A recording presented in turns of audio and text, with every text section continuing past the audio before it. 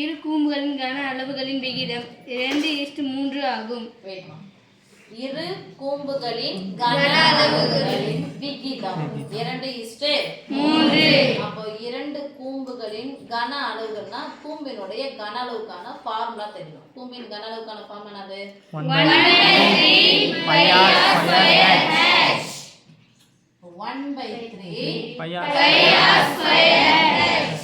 ஒரு கூம்பு இது.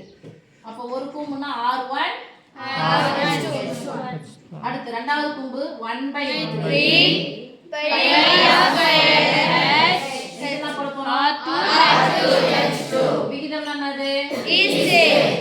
ஈக்குவல் போட்டுக்கலாமா? இரு கூம்புகளின் கன அளவுகளின் விகிதம் அப்படி நிறுத்துறாங்க. அப்ப என்ன பண்ணோம்? ஃபார்முலா எழுதிட்டு ஈக்குவல் டு எத்தனை சொல்லிட்டாங்க? 2:3. அப்புறம் இரண்டாம் கூம்பின் உயரம் இரண்டாம் கூம்பின் உயரம் உயரம் நான் சொல்லுவேன் இங்கிலீஷ்ல h நான் சொல்லுவோம் ஹைட்டுக்கு இரண்டாம் கூம்பின் உயரம் முதல் கூம்பின் உயரம் கேக்குற கேள்விக்கு பதில மட்டும் சொல்லுங்க. இரண்டாம் கூம்பின் உயரம் என்ன சொல்லுவோம்? h2. இரண்டாம் கூம்பின் உயரம் நிறுத்துறாங்க. அப்ப என்ன பண்ணோம்?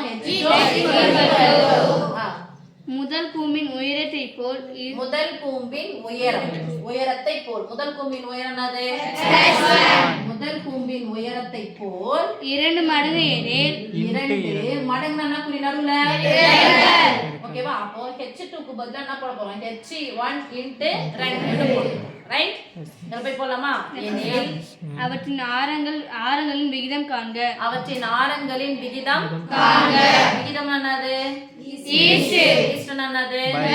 பை என்னது? வகுத்தல். ஓகே இப்போ போலாமா? ஈஸ்ட் என்னது? பை தானா? பை என்னது? வகுத்தல். இதால வகுக்குறோமா? வகுத்தல் ஆயிடும். இது கேன்சல் பையும் கேன்சல். இப்போ சொல்லுங்க R1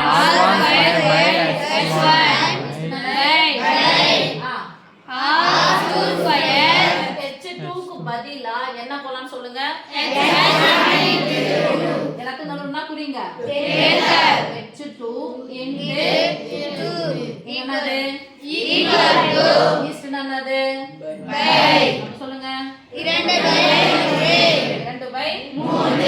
பாருங்க h2 அப்போ h1 * 2 மேல பெருக்கல் மேல கேன்சல் பண்ணலாமா? h1 cancel. மீதி என்ன பாருங்க? R1